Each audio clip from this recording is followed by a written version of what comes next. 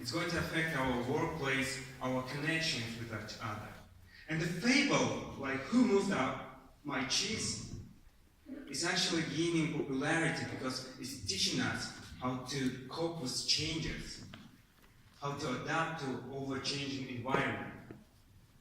Ladies and gentlemen, Madame Toastmaster, today you're going to learn 3 main lessons from the fable called Who Ate My Cheese? And also, I'm going to provide a small summary about this book.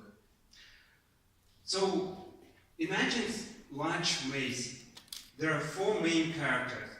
2 mice, Sniff and Scurry, and 2 little people, Ham and Ho. They're searching for the cheese in this maze. The main food, it represents everything that they enjoy, like it represents the happiness for them. And one day they found the huge cheese station. It was wild. But eventually, when they came back, the cheese was over. The mice, Sniff and Scurry, understood it well, and they started running the maze in search of another cheese. However, the human beings, Ham and Ho, they were completely surprised by the non-existence of the cheese. They started yelling at each other. One of them saying, "Who moved my cheese? What? Why it's happening to me? What's wrong with the world?" And they were yelling at each other, each day pass out, still coming to the same place, blaming the surroundings, everything, but not each other. And then the Hugh understood that, okay, that's enough, I should go ahead and move on and search for new cheese. So he did. He ran the maze.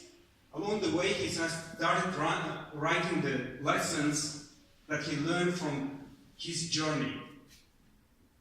And by the end of the story, he actually found the new cheese station where his old friends, Sniff and Scurry, already been eating those cheese. And today you learn these 3 main lessons. The number 1 lesson: anticipate and monitor changes. The cheese didn't disappear all of a sudden. It started to dwindle. It started to get old. The mold started covering the cheese. It's getting sour. But people, Hugh and Ho, didn't notice that. It was too late for them to understand that the cheese is over.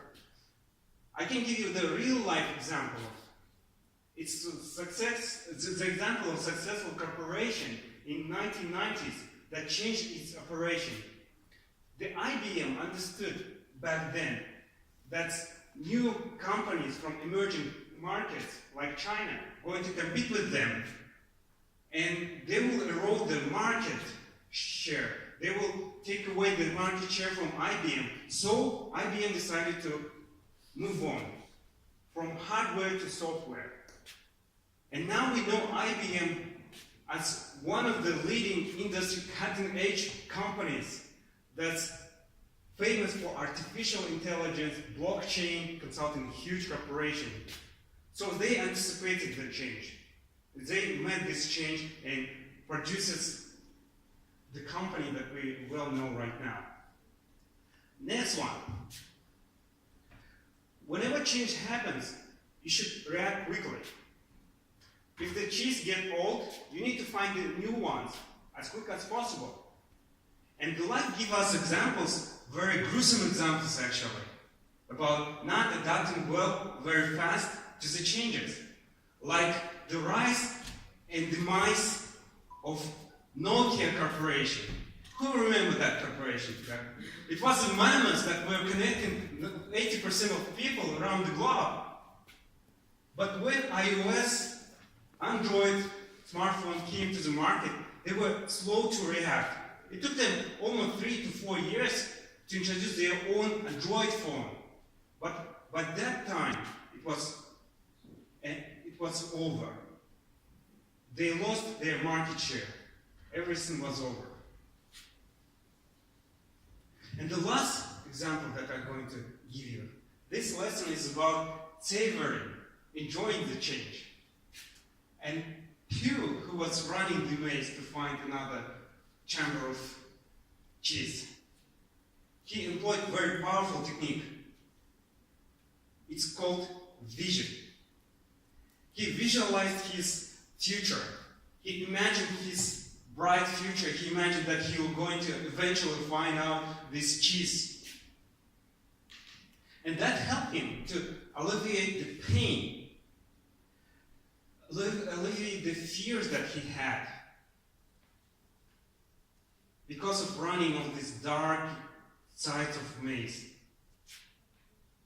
And that vision propelled him to move on, to find out, to get to his goals.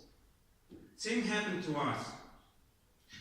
We want to achieve our goals, but we need to know, to see this goal, to touch this end point, so that we will be excited and free of fears that are going to hinder us from reaching our goals.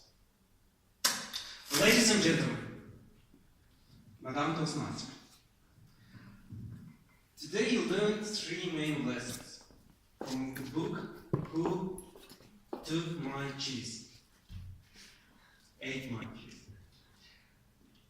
But I hope you're going to apply those lessons to your life, and you will not be left behind in this 4th industrial revolution, where the workplaces like here are going to exist. We won't have the same traditional relationship with each other. And I'd like to conclude my speech with the following. I hope you're not going to be the person who's going to wake up one day and not yell, "Who ate my cheese? Why is happening to me? It's unfair." Madame Toastmasters, over to you.